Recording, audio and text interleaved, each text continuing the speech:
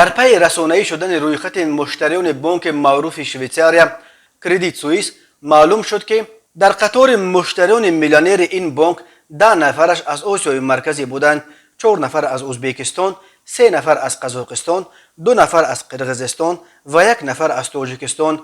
از گزارش تحقیقات اسرار کردیت سوئیس که روز 20 فوریه از جانب مرکز تحقیقات کروپسیا و جنایت‌های متشکلانه نشر شد، برمی‌آید که اکثر این میلیونرهای آسیای مرکزی یا منصبداران دولتی اند و یا خویش و تبار نزدیک منصبداران، همسر، داماد، خاله، خواهر. تنها 1 نفر از این میلیونرها نزدیکی به منصبداران نداشته، تنها افاتریت عالمی جنایی بوده است. تاجیکستان را الکی گفتیم که 1 میلیونرش رئیس سابق ولایت سوخت قاسم راهبر به این روی خط افتاده است. او در این بانک نزدیک 9 میلیون فرانک یا 9 میلیون و 650 هزار دلار پسنداز داشته است. اما حالا ببینیم که از کشورهای دیگر منطقه که ها در این بانک پول داشتند. از ازبکستان 4 نفر، گلرخ تلویوا در حسابش 2277 میلیون فرانک شویساری یا تقریبا 12.4 میلیون دلار داشته است. او خاله تیمور تلویف، شوهر لولا کریمووا، دختر خرده پرزیدنت یکم ازبکستان اسلام کریموف است. ایگر شپلیوف 12.8 میلیون فرانک شویساریا، بیش از 3 میلیون دلار.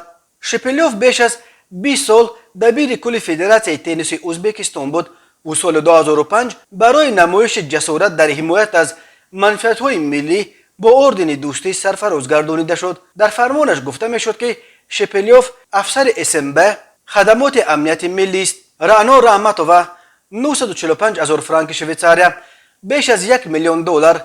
رحمتووا همسر معاون اول سروزیر ازبکستان اوچلبوی رحمتوف است که قبلا وزیر نقلیات و رهبر شرکت روی او هم بود. رانا رحمتووا بعد شروع تحقیق فعالیت‌های شرکتش با گمان شستشوی پول حسابش را در کردیت سوئیس بست. سعادت نورزیویوا بیش از 1.8 میلیارد فرانک شویساریا یا 2 میلیارد دلار. سعادت نورزیویوا اکوشر گینکولوگ و خواهر اولیگارخ مشهور علیشیر عثمانوف است. از قزاقستان 3 نفر، تیمور قلیبویف 844 میلیون فرانک شویساریا یا 920 میلیون دلار. قلیبویف شوهر دینورا دختر پرزیدنت سابق قزاقستان نورسلطان نظربایف بوده، یکی از بایترین آدمان در این کشور به شمار می رود.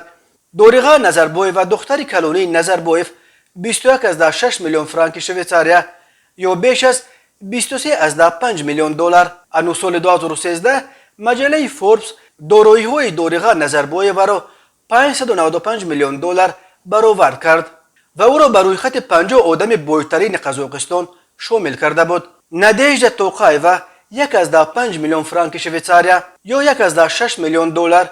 او همسر سابق پرزیدنت کنونی قزاقستان قاسم جمارت توقایوا است.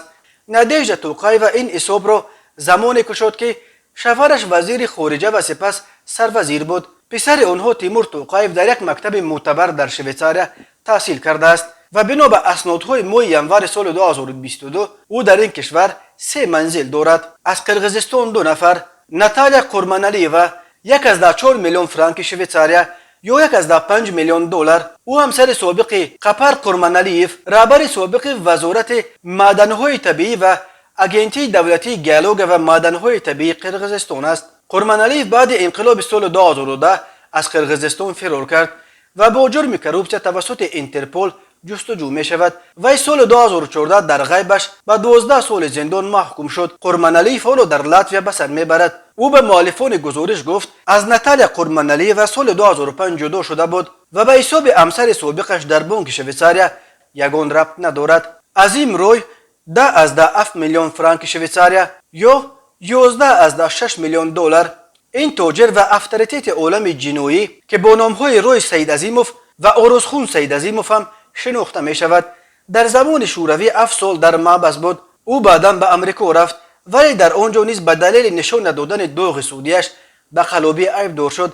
عظیم روی قبل از کوچیدنش در شعبه سرمایه گذاری کردیت سوئیس سرمایه گذاشت. این سرمایه در 3 سال اول به وی 567 هزار دلار فایده آورده است.